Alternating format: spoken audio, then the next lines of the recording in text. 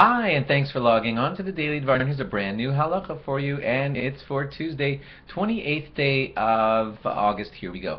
If you are setting up and arranging for the shofar for your shul or small minyan or group or whatever, you have to make certain to get yourself the right kind of shofar. We'd like to try to use a ram's horn for a shofar. If you wanted to get creative and just make your own kind, you have to be very careful because there are a lot of laws about what the shofar has to look like, how it's made, and all those kinds of things. It has a minimum size. It must be big enough such that when you make a fist, it sticks out from each end of your hand.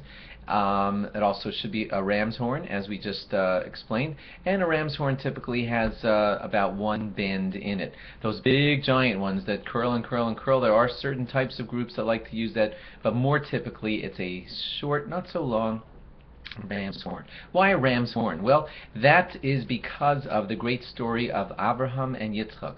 God was testing Abraham and asked him to sacrifice his son Yitzchak, and then Abraham was totally willing.